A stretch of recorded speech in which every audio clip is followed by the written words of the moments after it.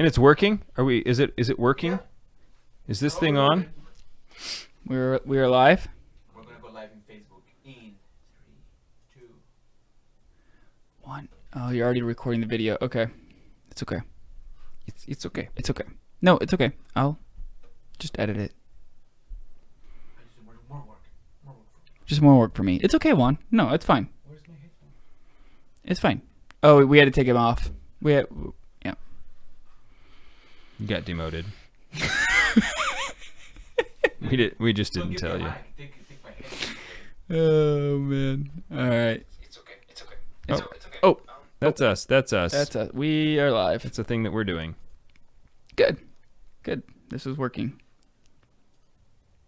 I'm glad that it is working. I forgot how cool I look when I scowl. It's okay. Well, I definitely think that that's debatable. Here we go. All right, let's roll. Warning, the Catholic Man Show is about to begin. If you're looking for a dull, feel-good religion, or clap your hands, sit around the campfire and kumbaya, you've come to the wrong place. We are dealing with toxic levels of authentic masculinity.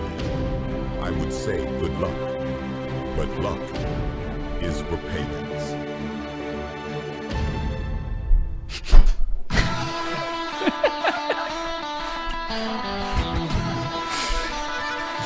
I did react. It's just slow. Almost nunchucked you with my hand. Welcome to the Catholic Man Show. We're on the Lord's team, the winning side. So raise your glass. Good to be back in studio with David Niles, Juan on the buttons, Jim by the door.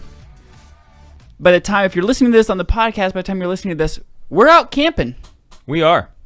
We'll be out camping for the annual Catholic Man Show camp out at Clear Creek Abbey. By this time, I'm probably already swimming in my tent. just based off A little of inside joke for anybody who's been at the camp out before. You know that there's a tradition yes. about the camp out, and that my tent floods. Mm-hmm. Specifically, We're bringing pails to pail water in the event we don't get rain, just to keep the tradition going. Just to keep it going. Yeah. My brother-in-law, Father Sean O'Brien, today, he called me. He's like, hey, can I crash in your tent just for one night? And I was like, yeah, definitely. But you should know something. The thing about my tent, I bring a cot, and that's for elevation, okay? I am super pumped about the Catholic. About It's the camp a week out. away. It's a week. Less than. Yeah, less than a week away. I know, a little anxiety there, but that's okay. Are we ready? No, we're not. But that's okay. We'll have a couple more days. Okay. So, guess what else I am? No Sin Gang. Went to confession today. Oh, sweet. And Luke went, my whole family went, and I loved in confession today the priest at the end. He goes, "Listen, I don't want to embarrass the priest. I don't think he could say yes or no if he said this or not, but he said, listen, you got to pray the rosary daily. And you got to start reading the Bible every single day. Things are about to heat up, and we need you on the battlefield." Totally, dude. And I walked out of confession just like, and then the winged hussars arrived. just bowed up, like ready to go. We're saying that. Yeah, I was grabbing my rosary in my pocket, let's do this. These nunchucks But it was or rosary. I mean, obviously, as men, we're supposed to be praying the rosary every day. You know, you're supposed to be reading scripture every single day. But it is just nice. It was so great to hear as I was walking out of confession, hey, we need you on the battlefield. Yeah. So up your game. Anyway, there's Are some you going to priests. do it? Are you going to do it? Yes, absolutely. Good. There's some priests that listen to the show, so that's some good advice if you want to take it. Yeah, I like being talked to like a man when I'm in confession. Yeah, You know it's what I mean?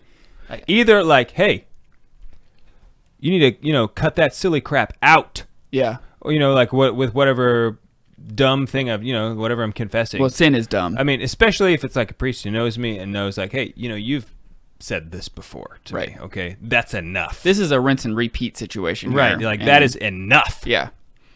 And I'll be like, you're right. Get together. I'm going to burn all the candy in my house when I get home. Hey, let's try this red breast. 15 year. The 15 year. Yes. Okay. So We've had Redbreast on the show, we have had the 12. but it was like a long time ago. It was long time ago. I think it was Wednesday. Yeah. So way back. Yeah. Speaking of a long time ago, we also had a Mark Gillespie on our show a long time ago, who hosts the Whiskey Cast. How's that guy podcast. doing? I think he's doing okay. I don't know. I haven't reached out to him in a while, but he is very knowledgeable when it comes to whiskey. And so I'm going to read the notes from his website, whiskeycast.com, for the Redbreast 15. I will allow it. Okay. It's kind of short, so I liked the... Sure. The nose on this pure pot still Irish whiskey is nutty with light spices, oak, and red apples. And I remember that even the 12, we said it had like this fruit, like red apple smell to it. So the taste is smooth with roasted almonds, figs, blackberries, oak, and dark chocolate notes. The finish has a hint of vanilla with hazelnut and charred oak notes. Outstanding is what he said. He scores it at a 93, so he's his own point. Wow. He has his own point system out of 100. 93 sounds high though. 93. Yeah, it's out of 1,000. No, it's out of 100, and so he rates it at a 93, which is a very, very solid score. El Juan. It's 46.7% ABV. Irish pot still from Ireland. Here you go, Jimbo.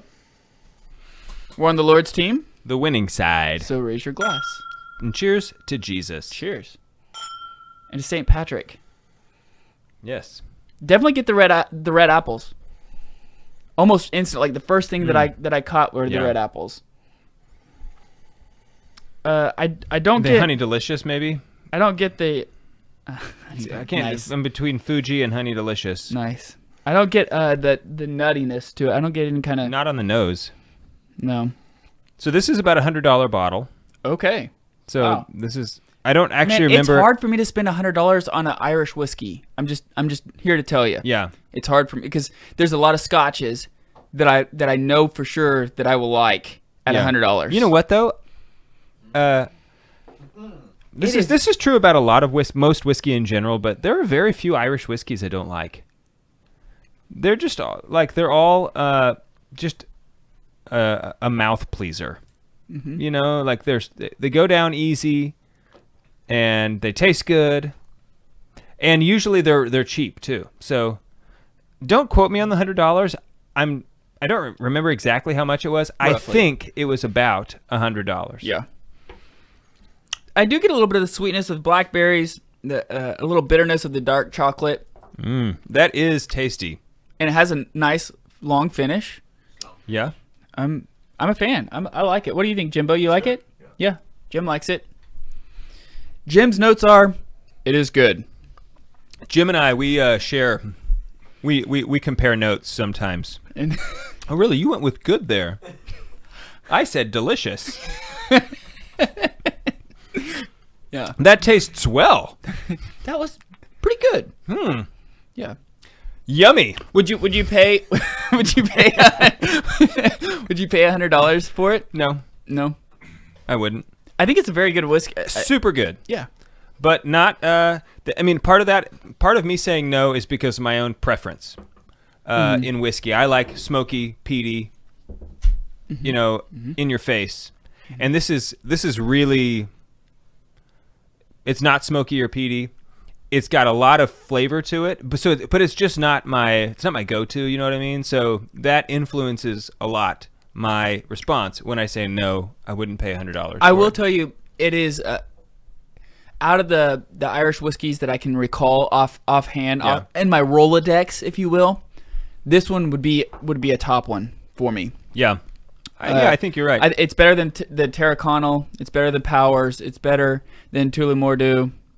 Powers Powers though, that's like $30. Yeah, they have I think a Powers, higher end that's 60. like for the price for what you get, that's one of the best ratios. The Conor McGregor Irish whiskey is pretty solid too for how cheap it is. It has a good flavor, but it just the finish is so short. Well, it'd be interesting to try it again because remember, right, the first bottling was younger than what it is now. You're right. We should go out and buy some just to hold, and then we could do a vertical on it someday. That'd be nice. That'd be a good idea. Because you don't do that with a lot of whiskey because they're already matured. Like you could still you could go buy the Redbreast 12-year and the Redbreast 15, but it's not quite the same as watching as year to year as a whiskey matures. You know what I'm saying? Because they don't usually release it. Right. No, I think it's good. I Super good. If I like how you're it an has Irish guy, you should. It's worth having. I also like how it's not lemony. A lot of Irish whiskeys are very lemon heavy. Yeah. This has that crisp apple taste with the dark bitter chocolate on the palate. I think I think it's very. Yeah, there is chocolate on there. Mm-hmm. No wonder why I like it. You like dark chocolate. Yeah. So, by the way, also if you have not had a chance to listen to our episode that we did with Father Sean Donovan a year or two ago on the Winged Hussars. And then the Winged Hussars arrived. Go back and listen to it. It makes a lot of sense, especially in this time of year. And then you'll know why I'm going to keep doing that throughout the episode. You are? Yeah, I have a shirt on. I have my Winged Hussar shirt on. I know. I just didn't think you would do that. Oh, I'm going to. Okay. It's happening, people. It's happening. All right. Well, great. Just get ready. Yeah. So also, let me tell you this. I started a new book. Have you? What are you reading right now? I am reading The Discernment of Spirits by Father Timothy Gallagher. Okay. And loving it. I think it's just right now what I need to be reading. I'm receiving a lot of consolation from reading it. And That's so good. It's like in the Discernment of Spirits worlds, I don't know, I'm at the beginning of the book, but I think this is a good sign. I'll let you know when I'm done. I have some news for you, but I'm not going to spoil it. I'll let you figure that out yourself. So what did you start? What are you reading? Human Soul, and it Father. Oh my goodness, I just blanked on his name. He's going to make fun of me. Kelly Edwards, Father Kelly Edwards. I apologize, Father Kelly Edwards. He gave me the book. Oh, and he said he read it, and he was like, he was reading it, and each page he was almost like, this is very Thomistic. Adam would really like this, and he was moved to give it mail to me you. a copy, and what a guy! I just started it, but what a guy! It's gonna be really good. Is he coming to the camp out? Yes, he is. He is? Oh, good. Yes, he signed up, so he will be there. Mucho perfecto. Yes. So when we get back, we're going to jump into the man gear. Man gear is what we do the second part of the show. Yes. We have the beverage. Now we'll go to the man gear. And then we're going to talk about the marital debt. The marital debt. With St. Thomas Aquinas, what he has to say on it. We're on the Lord's team. The winning side. So raise your glass.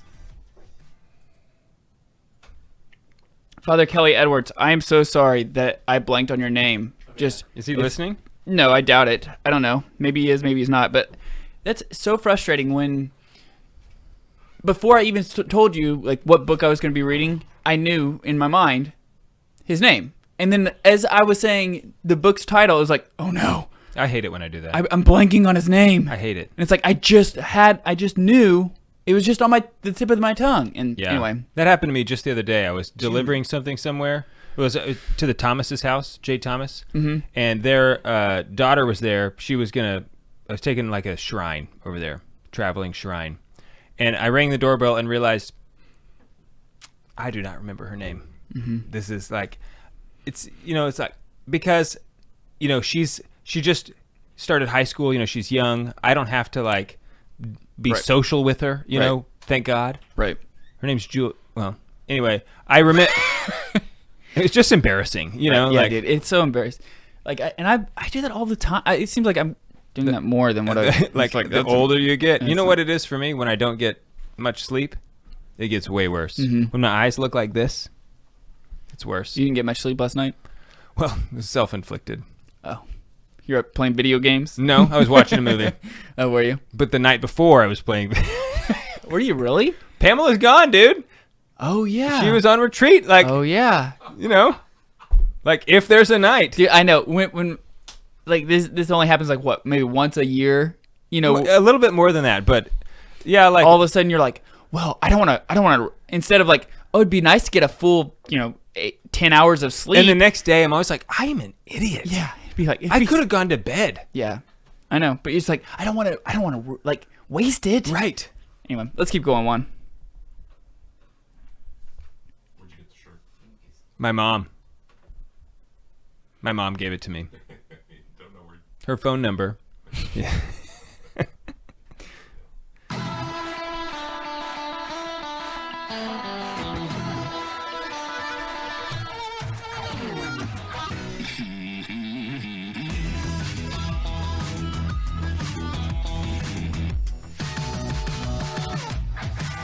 Welcome back to the Catholic Man Show. I'm David Niles here with Adam Minahan, Juan Posada, and Jim Spencer. We're drinking a little Redbreast. So I have a quick story to tell you. Okay. So Father Jim Cosgrove. Is this a true story? This is a true story. That you made up? No. Or that actually happened? I'm just relaying. Okay. Yeah. I was asking him something about like, how do you know the difference, if you're praying and like you feel like, oh, maybe God is like saying yes to this? Is that him saying yes, or is that just because you want that to be what he says, I'm pretty sure God wants me to have a Lamborghini. Right, I'm pretty exactly. sure that's what he's telling me. Because I have a desire for one. Right. And he hasn't killed me yet because I said, like, just go ahead and kill me if you don't want me to have one. Right. And That's what I said. Yeah. I get it. Didn't happen. Right. So anyway, he's like, well, you should read this book, Discernment of Spirits by Father Timothy Gallagher. Right. Mm-hmm. And so that's what I'm reading. Lady Pamela, her ladyship was on a retreat at Clear Creek this last weekend, and one of the priests gave what was apparently an incredible Yes, talk. Haley said that too. So Haley went to the retreat. Haley was there, right? Lady Haley and said, she said that like half of the We're women crying. were sobbing. Yeah. Like and I was like, what would that be like? It's an intimate setting, you're like just in a small room with, like 8 or 9 women. Mm-hmm. And as you're giving a talk, like you realize half of them are crying. It's like, do I keep going or like, do you want me to stop? And like, I'll tell you, I've never done that. Okay. I've never made anybody cry before. Anyway, so she was like, what would it be like for guy if it was like a guy's retreat and somebody was giving a talk and we looked around and half the men were crying? That would be it's like, you better have recorded that talk. Yeah. Okay. Yeah. So anyway, she's telling me about this talk and how great it was and how he was talking about, and this is on it was on Saturday, the Feast of the Holy Name of Mary, about discernment of spirits. And she's like, oh, she was like, and I was like thinking about you because you were reading the book. And so she's telling me this story, blah, blah, blah, blah, blah. About an hour later, I checked my email, and Father Jim Cosgrove, who told me to read the first book, forwarded me an email put out by Father Timothy Gallagher that said, on this, the Feast of the Holy Name of Mary, I'm proud to introduce my new book, The Discernment of Spirit for Married Couples. And it was like, oh my gosh, I guess I have to buy that, I think that's how it works. Is this a sign? Right, could it be a sign? Lord, is this a sign? So anyway, it was crazy. Yeah. You got to be careful dealing with that Father Cosgrove. I know, he's okay, awesome. Because like weird stuff will start to happen to you. He's like become one of my best friends in a cool way that lives far away. Like yeah, like we bonded. I know. I can't wait. He's coming to the camp out. I know. Pumped.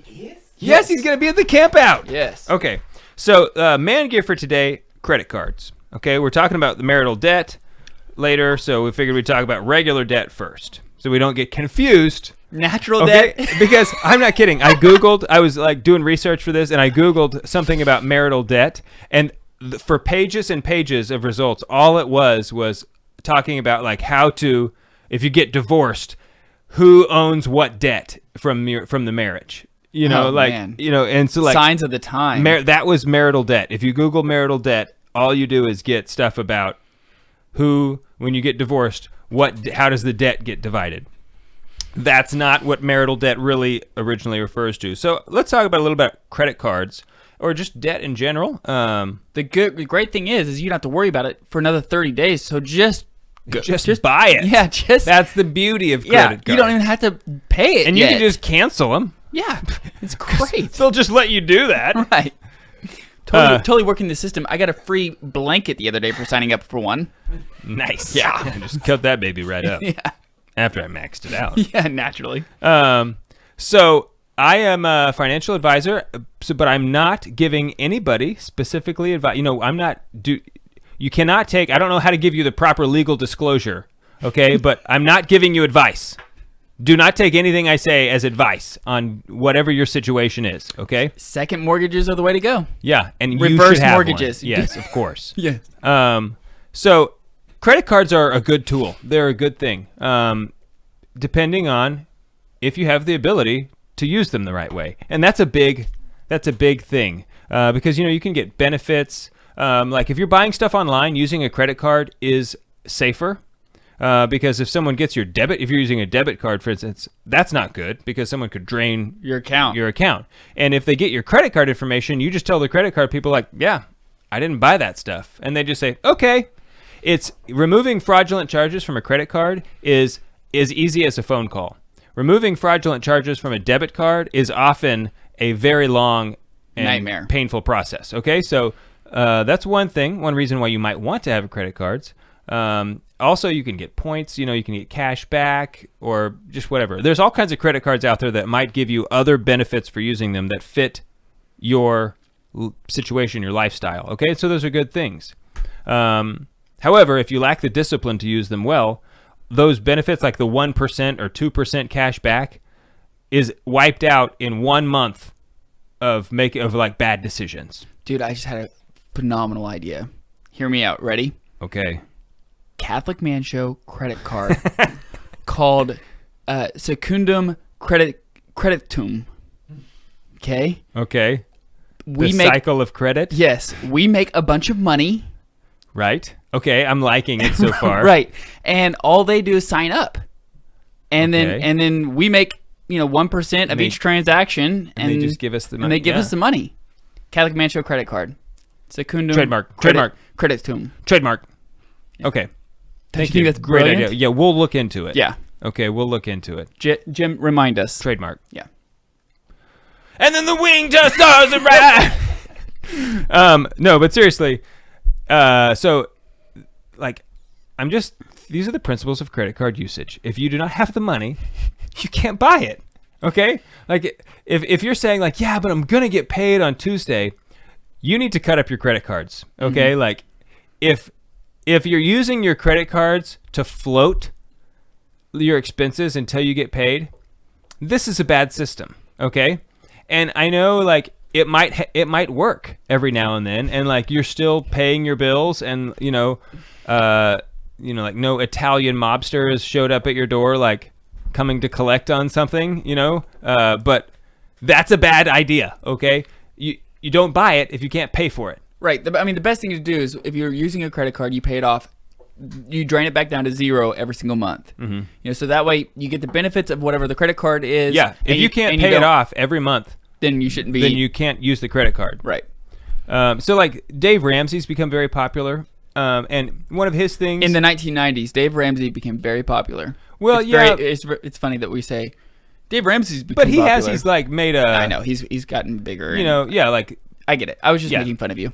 And so one of his things is about getting rid of credit cards and using a cash system. And so that system is really good for people who don't have success or don't have a history of success. There's managing their credit cards. There's a virtue of prudence and temperance, definitely. Right. Yeah. In this aspect. And so, Dave Ramsey would say credit cards, probably aren't good. And he's speaking to a specific audience. He knows who his niche market is. Okay, so what baby step are you on? Yeah, exactly. Like it, and so if you are someone who hasn't had a lot of success with credit cards, in fact, if this last month you did not pay off all of your credit card debt, then you might be someone who shouldn't be using them. I'm not saying that that's the case for sure, because there's all kinds of situations. You're giving advice. No. But right now, we had like mortgage rates hit 2.5% this last week, all-time low. Very, very crazy. There are actually many analysts out there who forecast them going to zero. I say poppycock. It's ridiculous. They're never going to zero, okay? Like, with the banks just going to take all of the risk for you and just like, yeah, sure, we'll give you some money. I mean, yeah, sure, like you're not a great credit, like you don't have stellar credit, okay? But we trust you. Right. We think you'll pay us back the nothing that you owe us, right? Like, that's stupid. It's like there's some people who's like, you are an academic, and only an academic could be that dumb. You know what I'm saying? Like, you get so narrow focused, or you forget to take a step back. I'm looking at you and just like look at the real world for a second. At you, Hegel, like the philosophy, like you're, man. Yeah. Anyway, so Hegel was terrible. I'm sorry. Was he the deconstructionalist? Yeah, and like he was like he would intentionally write to try to confuse somebody. Like he didn't want people to understand what he was writing. Yeah. It's like That's only philosophers that are. Anyway, go ahead. I'm sorry, I derailed. It's like us. people like that. Why do we still talk about him? You know, like I agree. why is? Anyway. I agree with that. Anyway, so like interest rates are really, really, really, really, really, really low. Mm-hmm. Could be a good time to refinance. You know, if your interest rate is not really, really, really, really, really, really low. And then you know what, interest rates might go lower. But that's okay. Don't worry about that. So as the husband, like why even worry about it?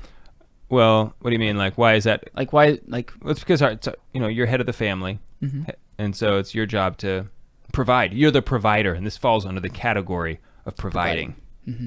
Yeah. And so you need to use prudence and figure out, you Right. know, Even if you're a stay-at-home dad, you are still the provider of your family. You're still the head of the household, and so what you've done is saying, okay, spouse, you're a doctor, or you know whatever it is you do, you make a lot more money. So me as the head of this house, I'm deciding to stay here so that you can do this because it's the best thing for our family, right? I mean, that's ultimately at the end of the day, that's what's going on. Okay, so just because you might not make the most money or whatever, it doesn't mean you're not head of the household. You are. That's your office, and you can't not be because you're the dad.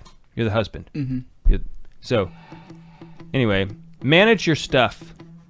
Ooh. Get help. Budget. If you do not have a budget, you need a budget. Manage your stuff. Just manage your stuff. That I'm gonna take that out and we'll just use that as a line, like promo. Yeah. Just that manage sums your it up. stuff. Just manage it. Yeah. Okay, so when we get back, we're gonna talk about the marital debt according Marital to St. debt. Thomas Aquinas. Correct. Not credit card We're not debt. saying it. St. Thomas Aquinas. That's is going right, to say and it. that's hopefully true. We should tell. Never mind. We'll be right back. Okay, now that we're off air, now that Catholic Radio isn't going to hear this. So what happened one time, guys, is that we went on this whole tangent of we're not saying it, the church is saying it. And it was me. You can say it was me. Well, I wasn't going to throw you under the bus. Yes, it but- was me. Okay, and I'm over here like Dave's saying it, and I'm like, okay, I'm not positive about this, but he's pretty confident, so I'm just gonna let him fall on his own sword if he's wrong, you know, like, because I'm not sure. And like, so we went through it, and as we were leaving the studio, I was like, Dave, are you sure the church says that? Like, I'm not really sure. And he's like, no, dude, I've definitely read it. 100% sure. I'm 100% sure. And I'm like, okay, man. So the next day, I start looking it up, and I'm like, I can't find it anywhere. Like, because I actually, like, I thought you were right. Yeah. But I just wasn't, I wasn't confident in it. And so I was like looking it up, and I was like, man, I can't find it. So I texted Dave. I was like, dude, I can't find it. Can you find it? You better find it. Yeah. I'm gonna have to post this episode soon. Right. And so like we asked a couple other people, and it turns out it wasn't in it. So we had to go back. It was like kind of the concept of what it was. But Right. it was certainly not what the church was said. saying. Right. Like, and so we had to go back. It was like one of the only times we've ever had to go back on the Catholic Man Show And be delete like, something. and delete something, and then like, listen, we need to revise this. yeah. Because we do not want to, Like, participate. just in a couple months ago, you can go back and it's like an extra segment at the end Yeah, where we're we like, talk about like, okay, hey, guys. so we said some stuff and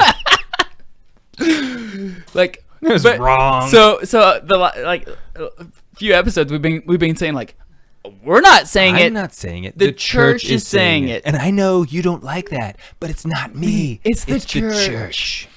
But turns out it was us. Turns out we were wrong. So anyway, it's just really hilarious that we did that and had to revise. All right, let's keep going. Let's. Oh, Jimbo. See, signora. Yeah, it is really good. Si, signora, si. So anyway, that's why when we say I'm not saying it, the church The is saying church is saying it. kind of an inside joke. But now you guys know, so it's no longer an inside joke, or it is an inside joke, but just between us. Yeah. Let's roll one. Let's do this, bud. If you have any questions, just look at him. Okay. Oh, look, there he is. The ox himself.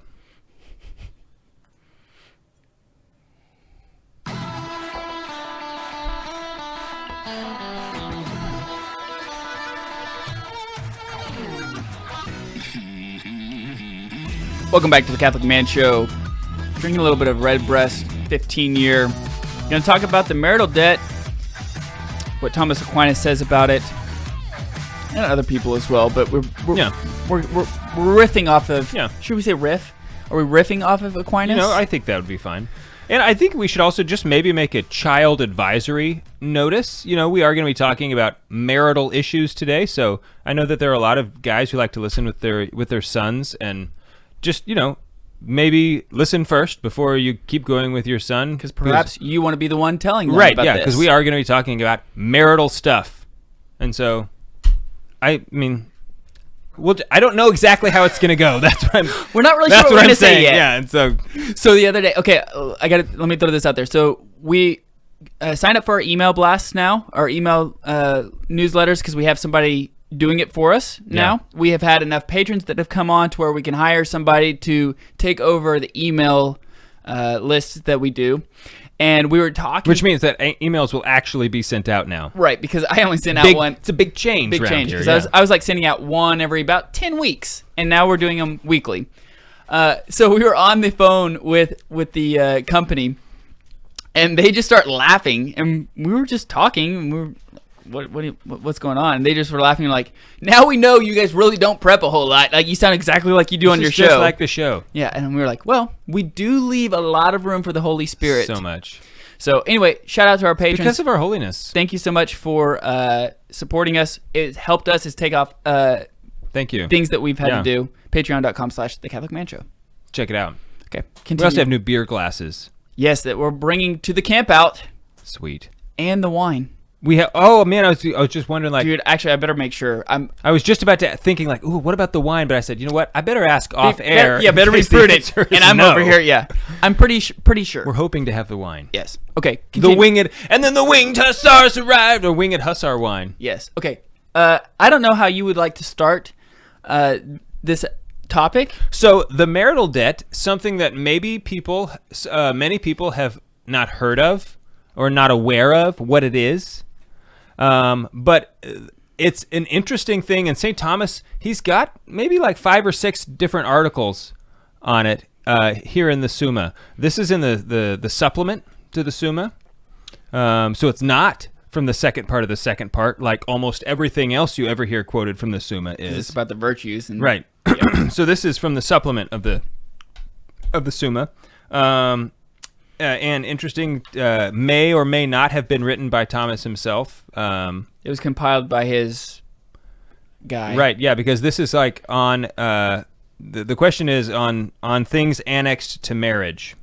And that question specifically, they believe that that right before that is where Thomas himself actually stopped writing, but his students compiled his this. Scribes? I don't know. But anyway, it doesn't matter. It's in the Summa. The guiding principles of the Conjugal Act. Right, and they are pulling all of the stuff from his own work and his teachings. Right. So the marital debt is just that the husband and the wife owe, a husband has a right to his wife's body, and a wife has a right to her husband's body. And because at the marriage, at the wedding, part of your vows are the gift of, yes, I give actually my body to you, and you are giving your body to me. And so, just like Christ gave his body to the church. Yes, on the cross. Exactly. And so, remember when Dave Van Vickle was here, we were talking about, he was kind of mentioning how a wife could actually perform an exorcism on her husband. I don't know if we said it on the show, but we were talking about it off the air. I remember off the air. And it was very confusing because, wives don't have authority over their husbands, but they do. What we looked into it and we found, well, they do have authority over their bodies. And since possession takes place in the body and not in the person, so it's not like your soul is possessed, it's just your body that is possessed. Yeah, I forgot about that. That's interesting. A wife, isn't that interesting? That's weird. That's crazy. So a wife could in theory perform. I mean, the rite of exorcism is a rite performed by a priest can only perform like the official rite of exorcism, but all the same, she has authority there, and so she could do something exorcism-like, right? Because she would be wielding legitimate authority over her husband's body. So there is what is referred to as the marital debt, and it's just that, she has given you her body, and so because of that, you owe yourself to her in a very physical way. And so what St. Thomas says is that he kind of uses the example of like a slave and how a slave is bound by obligation of precept to pay his master the debt of his service. And he quotes Romans there. And so because therefore the husband and wife are mutually bound to the payment of the marriage debt. And so this is good news. I think a lot of husbands right now who aren't familiar with this are maybe rejoicing, but where you find this more specifically in the vows is when you promise that you will accept children lovingly from God. And so you are actually required by the fact that you're married to be open to life, and to give your spouse the opportunity to bear children and to have offspring. Mm-hmm. Because let's say your whatever, this is like your job, you travel or something, whatever, and you're gone all the time. I mean, just make up some weird scenario where it's just not feasible for you to ever have relations with each other, okay? Well, that would actually be a violation of the vows you took at the altar. Right, because, you're consummating the marriage whenever you do have conjugal relations. Right. That's the consummation. Sex. Right. Let's just say it, Sure. not, yeah. Yeah, when you have sex. Right. So You're consummating. You're right, consummating exactly. it. And it's like bringing it to its completion. Right. And when a marriage is consummated, that's when it becomes indissoluble. Because actually, if you go to the before the altar, you go through the wedding, but then a couple never consummates the marriage. It's not that they weren't married, but it is dissoluble. So it could be dissolved, and you could go and marry somebody else. Today we would call that a Josephite marriage. So anyway, first I just want to say that the marriage debt exists. I also want to give a shout out to Carlo Broussard, who was here last weekend, because he did a lot of work that showed the way. For us, we could totally make an episode out of this. In fact, we almost did this episode with him. Right, but last week, but we did Purgatory, which was a phenomenal episode. I thought. Anyway, keep going. Okay, and so St. Thomas, he discusses a lot of really funny questions in this particular question. Some of these different articles are really funny, and we're not going to go into some of them.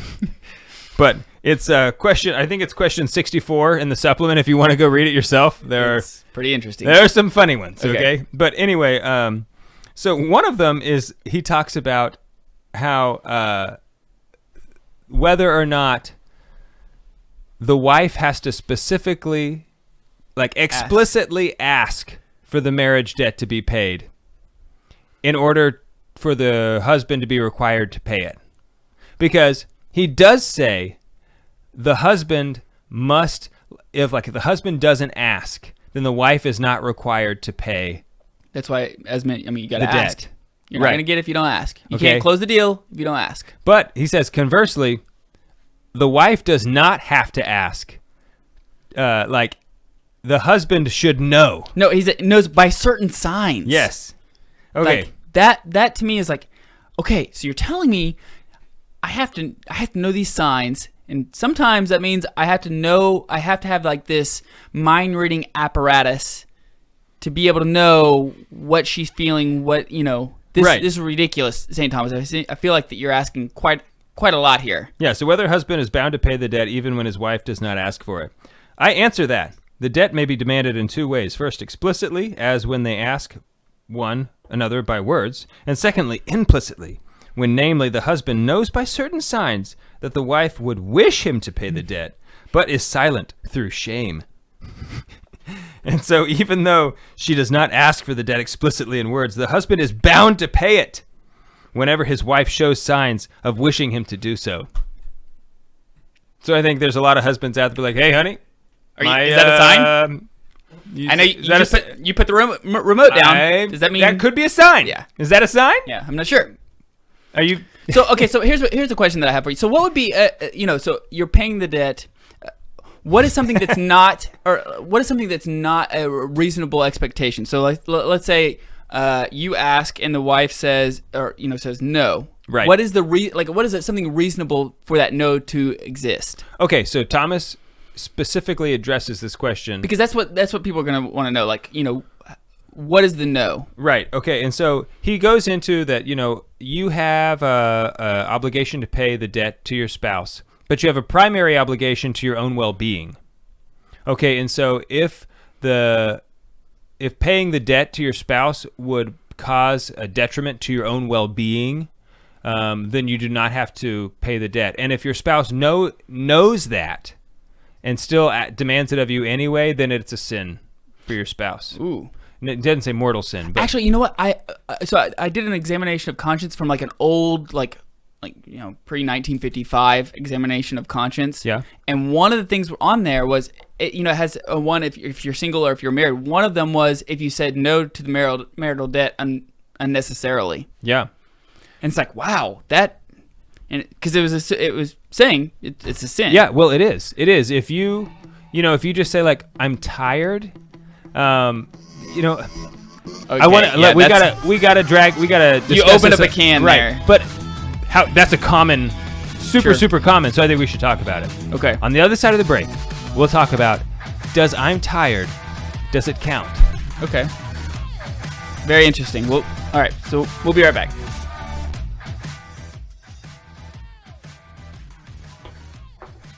Have we made Jim blush yet? Have you blushed? You probably have. Yeah, he's sweating over there. I told him he had to. He's like, "Oh, I'm not coming if that's what you guys are talking about." And I was like, "Jim, it'll be worse if you don't." Yeah, because we will. We'll be cracking jokes. Be like, "Well, you know why Jim's not here."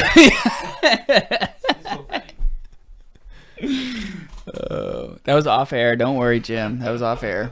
I mean, there's people that can listen to this, but Hey, Jim, your profile is a winged hussar wing. yeah. And then the winged hussars arrived. Okay, Riding down the so what exactly do you want to mountainside. make sure that we get through? How long of a song can you sing before you are in violation of copyright? I don't know. I think it's not very much. Yeah. So what exactly do we want to make sure we get through? Okay, that's a Because- good question. Yeah, because we have one more segment. I think that I want to make sure we get through, you can't be a tyrant as well. Yeah. It's almost like, the Catholic monarchy could be the best thing, but it could also be the worst thing. Right. Yeah. But we don't want to get into that either. I think it's kind of interesting what he says, but whether it's forbidden to demand the debt on holy days. That's an interesting one. Carlo and I had a long text message about this. Really? Yeah. That would be, yeah, that's interesting. Yeah. It's a feast. Like a feast day. Yeah. Also, he's there's one part in here where he talks about on festival days as well. Yes, I don't think we get to this in the podcast, but whether one spouse is bound to pay the debt to the other at a festival time, like at a party. I answer that. Since the wife has the power of her husband's body, and vice versa, with regard to the act of procreation, the one is bound to pay the debt to the other at any season or hour, with due regard to decorum required in such matters. For this must not be done at once openly. Naturally. It's just that he says that. I need to cover my bases here. He's like, yes, you do have to pay the debt, but you don't have to do it in the living room in front of everybody. Yeah. You should use some prudence here. Move to another place. But yes, it must be paid, even at a party. Assuming it doesn't violate decorum. Right. That is awesome. Yeah, it's just super funny. It's yes, but not openly. Right. Just don't want to cause scandal. right, exactly. All right. Oh, Tommy boy. I can call him that. He said I could. That's a lie. I'm sorry. I was looking at the camera, shaking my head. No. Ryan thinks you can sing the whole song. I can't. Not profit from it. I would prefer not, Ryan. Ryan, no. you are an enabler. I know you definitely can't. The thing about you is you're an enabler. Because, like, Catholic stuff you should know. Oh, like 5 years ago, they had to pay, like, an intern to go back and re-edit, like, 5 or 6 years of podcasts because one of them had the habit of, like, singing songs all the time. And it was like, if you sing more than 7 words or something, you could be, I don't remember what the threshold is, but, like, so she had to go back and edit out him singing in all the podcasts. So that they like wouldn't ever be potentially sued. Yeah. One.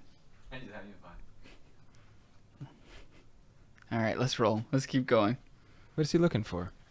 He was like taking the mouse cursor and like circling around my head and like doing silly things. And it's like 1. Just being 1. All right. See what Irish whiskey does. South Americans can't handle that Irish stuff. At least not this one. You almost broke the glass. I'd have been so mad at you. Welcome back to the Catholic Man Show. I'm David Niles, here with Adam Minahan, Juan Posada, and Jim Spencer. We're talking about the marital debt, and we're drinking a little Redbreast. Mm-hmm. So we're talking. We talk about the marital debt. Yes. So we the question we had. Tired. We're talking about is about being tired. Okay. Right. Because like all good moral answers, it depends. What is your intent? And what are the circumstances? Okay. Because like, let's say you're. What's the final cause? Yeah, God. He's always the final cause. That's the easiest one. The efficient cause. That's the one that gets complicated sometimes, I think. And all the other causes also. Also all of them. So let's say like, you're in the woods, it's 200 or 300 years ago, and the husband is going to have to get up like real early and chop wood or something. And hunt. And like, let's say hunt or whatever. It's like something he needs his strength to provide for the family. Like, and one of those things might be like getting to bed early. Mm-hmm. So that could be a reason when you say like I'm tired, a legitimate reason because he has his office.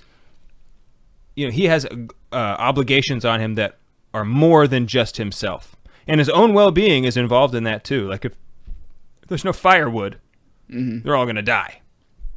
Yes. I mean, just imagine some hypothetical scenario. Sure. However, if like you're just tired, St. Thomas Aquinas would say that the marital debt needs to be paid, and that because there's sacrifices that need to be made. On your part, because you owe. Yeah. I mean, you have it's a real debt. So I mean that goes back to so it's a love. It's a love that you have for your spouse, right? And so I think it's also funny because he talks about like what's your motive. What's the motive of the conjugal act on your part? Is it lust? Mm-hmm. Because he talks about that, like in the pursuit of the conjugal act, if your motive is lust, and he goes and he specifies both a single person and a married couple. And in the married couple, he says if your motive is lust, then it's treated as a venial sin. If you're a single person, it's treated as a mortal sin. Right. But ultimately, the reason why I think that's important is we go back to husband and wife. It's giving yourself to the other person. Right. So here's what he says right here. The wife has no power. I've already summed it up.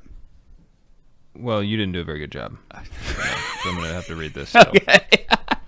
The wife has no power over her husband's body, except as is consistent with the welfare of his person, as stated above.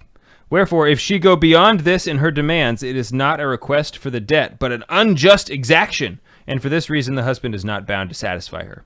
Although it's like, he's probably going to. I mean, let's be realistic. The whole I'm tired thing, like that. Also, I think like as a loving husband, if your wife says she's tired, do not do not demand the debt be paid. You know what I mean? Like we should don't be a tyrant. A real lover doesn't, because the sexual act at its nature is you are making a gift of yourself. And it's like, oh, you're tired? No, you have to, I'm trying to give you a gift. You know, you ungrateful wife. You know, it's like, you're a real generous giver. Right. You know, so like, if she's tired and you're like demanding the debt be paid, you know, there's also some injustice on your own part here, you know, or you're kind of missing the whole like beauty of the act, that, you know, you would make a gift of yourself to her. I mean, that's not how Christ serves his church. Okay. So that's, I think, an important thing to be said. But St. Thomas, he also covers some other funny questions, like whether it is forbidden to demand the debt on holy days. Okay, and he kind of says yes. Really? Yeah. So he kind of, I haven't read that.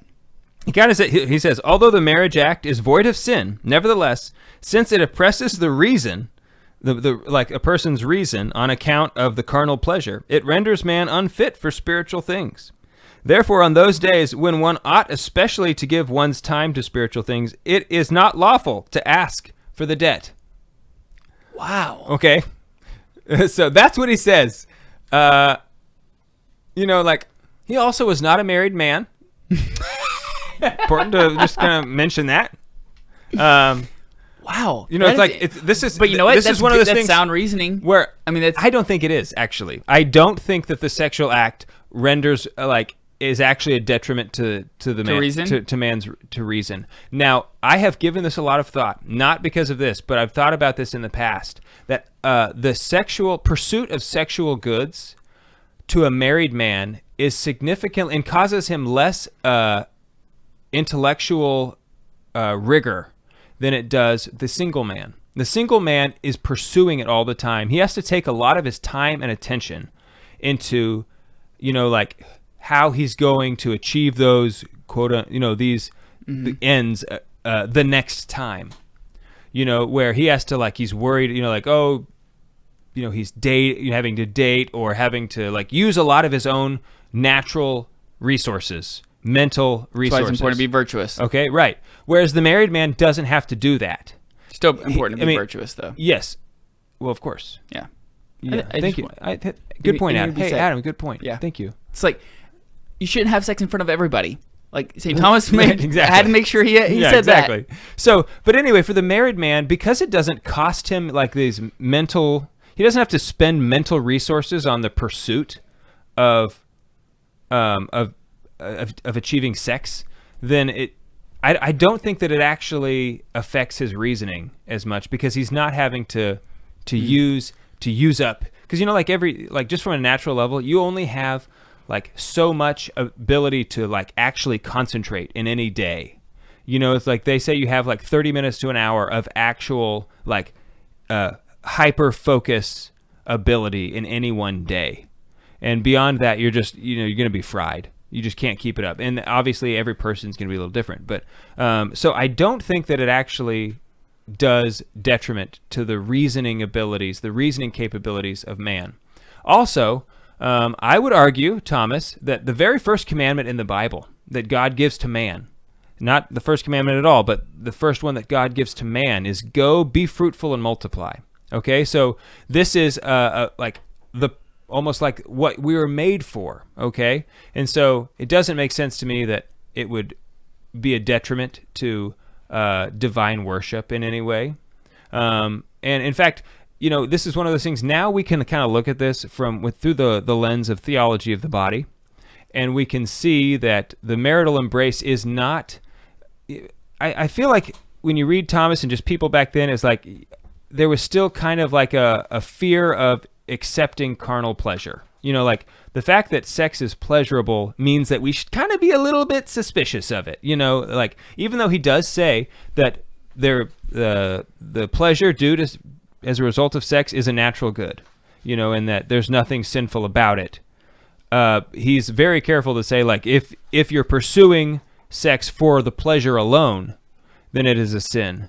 and in fact, he even says, if you are demanding the debt be paid of your wife, and you're pursuing that not from her as a wife, but simply as a woman, that dude, you didn't listen to me earlier because I've said that already. Oh, is this what you said? Yeah. I was actually not listening to you. I can tell. Okay, so because you followed up and it was like, yeah, I heard that's what I was saying. Well, I was doing it better. I think I'm still doing it better. Fair enough. I mean, I didn't hear what you said, but I'm just going off of history, and I'm just saying I think did it's better. Right. Yep. So anyway, fair enough. You know what? I'm not mad about it. So, in many ways, and in fact, this is true. The sex done well, a holy sex, between a married couple, is itself an avenue of grace. In fact, it could be. It is possible for the marital act, to be an act that actually could grant the forgiveness of sins.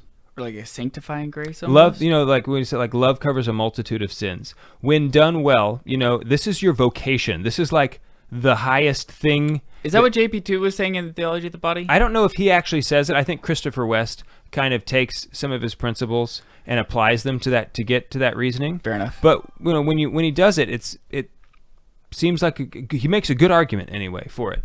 If you're doing it well, if you're truly seeking to make a gift of yourself to the other, that it could be, it certainly becomes a sacramental, something by which, an avenue by which we would receive grace. Okay, so if that's the case, then far from being a detriment to divine worship, it becomes in part a type of divine worship. Which is why, it's beautiful to be praying before bed, before you go to bed with your wife, because you're bringing in the divine to the bedroom. Mm-hmm. A lot of times when people say oh, it just doesn't get me in the mood, well, it's like, well, listen, maybe you need to think a little bit more about what you're actually doing if that's not getting, if that's like turning you off. Right.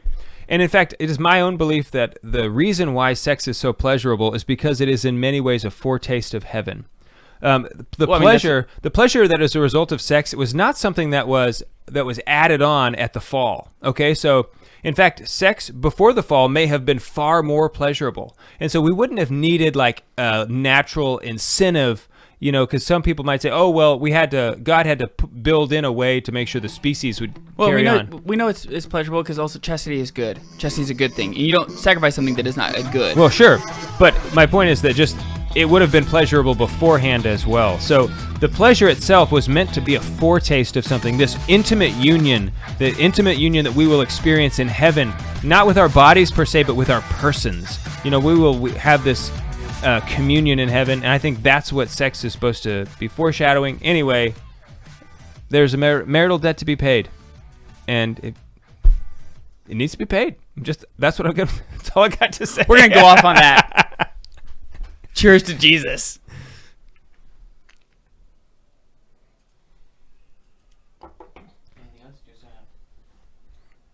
I don't know. I mean, there's things we could talk about if we wanted to, but there was a couple other questions here, like whether the husband and wife can take a vow contrary to the marriage debt without the mutual consent of their spouse. Say that again. Whether the husband and wife or wife can take a vow contrary to the marriage debt. Could they take a vow of celibacy? Oh, like just fight marriage without the other person saying it is agreed? I mean, like, let's say. Let's say you're estranged from your wife, and let's say you went through a conversion, okay, and your wife didn't like that, and so you split up. You can't get divorced, right? So she could still show up and demand the debt be paid from you. You can actually still do that to her. But let's say, that's just, in real life, that's not happening. It's never happening, yeah. So let's say you are praying, you're really growing in your spiritual life, and you want to join a monastery. You want to become a monk or something. Well, what Thomas is saying is that no, you cannot become a monk without the consent of your wife. Now, if your wife gives her consent and relinquishes her right to demand the marital debt be paid. Can she do that? She can.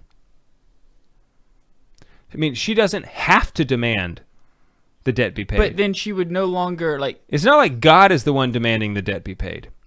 You know, you have the right to demand it. But you've given your body, like you've said, like my body is yours now. That's why it requires her consent for you to do this with your body. But if she gives, but I mean, can you go back on that? I guess is my question. It's not like at your wedding, it's like we will have sex once a week. There's no like a minimum quota. There's not a quota that has to be met. Right. You know, so but some people might get that confused between like a debt and a quota. Okay, you see what I'm saying? Like it's not like it has to be done a certain minimum. Right. So the wife can say, yes, I give you permission to take a vow of celibacy. Wow. And I mean, because she would essentially be taking one herself. And I think there have been many marriages throughout history where holy couples decided to live celibate married lives with each other. Like the Zelis. Did they? The Martins? The Martins, yeah. I mean, they had a whole mess of kids. They live Wow. after they were done, they lived the holy. Man. Oh, did they? Yeah. That's crazy. So, yeah, I mean, I think... Santa Teresa's parents say for the show. And who? Santa Teresa's parents. Right, yeah. St. Teresa's parents. So St. Thomas does not say anything about the frequency on which the debt should be paid. No. He does not. No. Because it's like you're the one who can demand it. Yeah.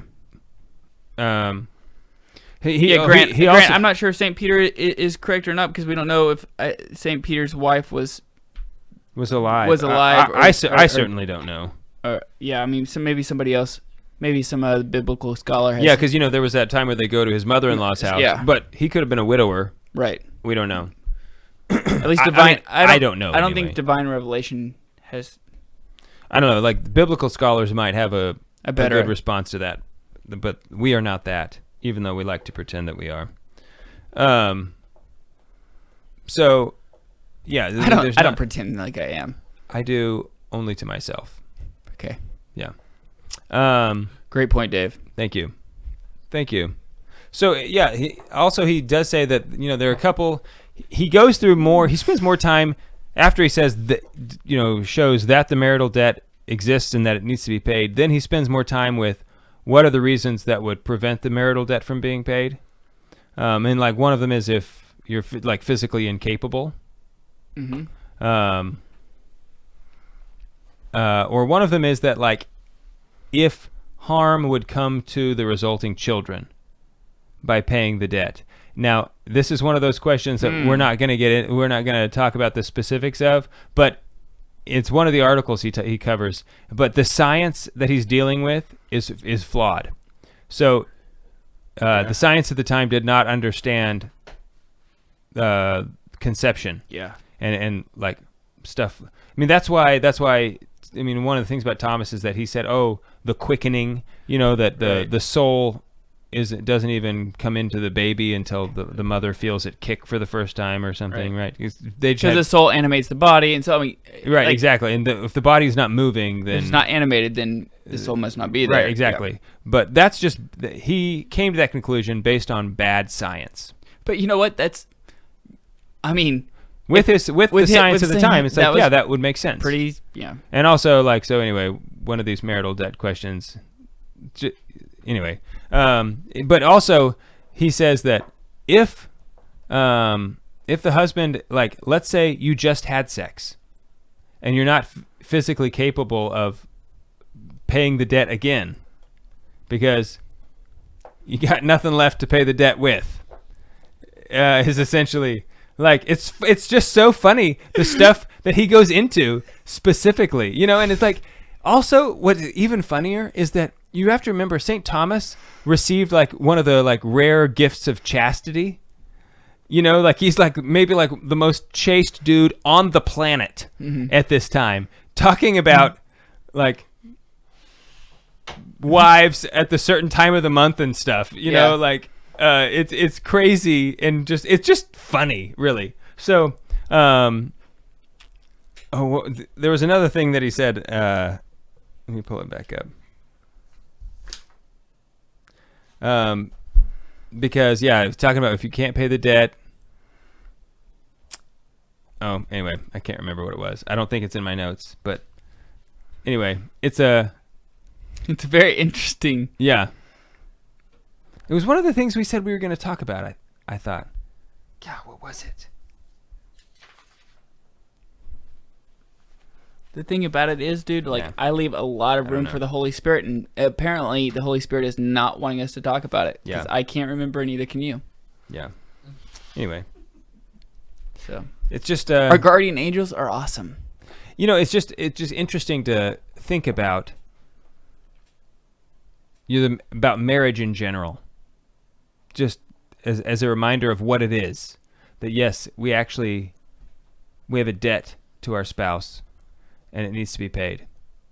I'm just not thinking about this off the top of my head, so that's dangerous. Yeah. But the priest, marries the church, and the church requires, the priest to give his life, his body, his person, to the church, completely, even if that means martyrdom. Yeah. And an interesting thing, like in this same realm, is that if a priest. Does the church... go ahead. If a priest is, let's say, he's physically incapable of consummating a marriage, he's not allowed to be a priest. Yeah. Without a special exemption from the Pope. So, like, let's say he was in a... paralyzed from the waist down or something. Right, or like he was that's a good enough over in the example. army and like lost certain body parts. Okay. I mean, you always have to try to one up my example. Yeah, my example is just better. fine. Mine's better. Yeah, because you could be paralyzed from the waist down and maybe still do it. Okay, it's like that's. If you said from the chest down, okay, I would have been fine with that. But the waist, I don't know. That's too close. Okay, it's not clear enough, Adam. Never mind. But my example, where an IED. Okay. Sure. Okay. Okay. Your example. So he wouldn't be able to be a priest, that man, without specific permission from Rome. Okay? So it's like, we do require our priests. They need to be husbands as well. But one thing that just occurred to me is that this is what, so if a couple is on birth control, it renders paying the debt, you're incapable of paying the debt. Mm-hmm. And like birth control is a violation of the debt you owe to your spouse. Because it's not about just like having sex. It's like giving yourself and you're thwarting the gift of yourself to the other person. Right. And the debt has more also specifically to do with procreation. Yes. I mean, it's not just about pleasure. Intercourse, right. Yeah, it's not about pleasure. It's actually about the right to bear children. Ooh, I have a question. Juan has a question. Juan, you were just like sighing that we were continue going, and now you want to have a question because it's your question? Extending this. Yeah. Okay, Juan. I think I'll come here. Get on the mic. So I'm hesitant to even give it to you after your heavy sigh that we kept going. You had a heavy sigh? Yeah. You said, I've just thought of this, and Juan goes, like huge eye roll and heavy sigh. It's dangerous when a thought just enters into your mind and it goes into the mic. I would rather you like dwell on it for a little bit.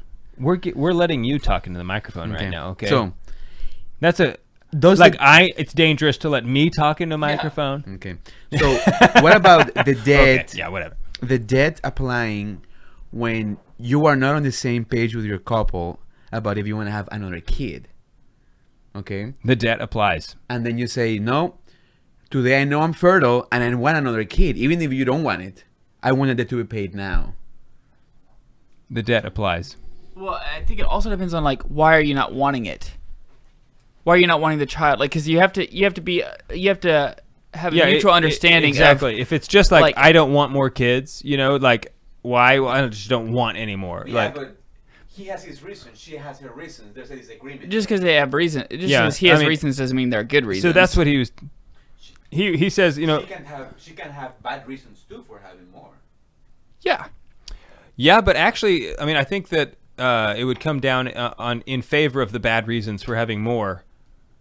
Like, I don't think that she actually needs like necessarily good reasons to demand the debt.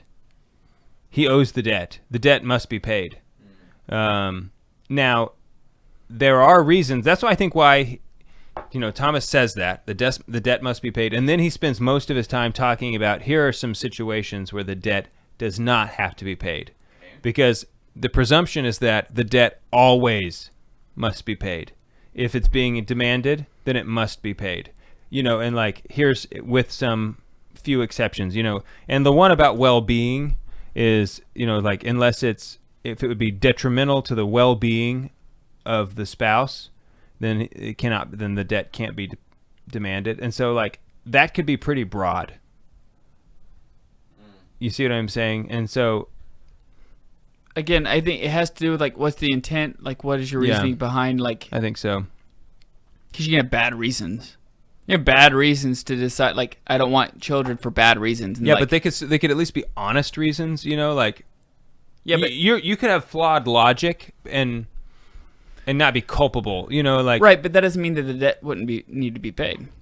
Well, you could justify it even if it was poorly justified. If you're saying no, I honestly am saying I think it would be bad for my well-being. But your logic is flawed but you are honestly saying it. Your conscience. Right, exactly. Then you're not going to be committing a sin by refusing that the debt be paid. If it's an honest reason, even if it was a wrong reason. You see what I'm saying? I do. God doesn't actually ask us that we're right all the time. This is so you're a liberation theology kind of guy. I don't even know what that is, so don't put that on me, Ricky Bobby. All right, let's shut it down. Dave's quoting Talladega Nights. Yeah, turn it off. Get it off.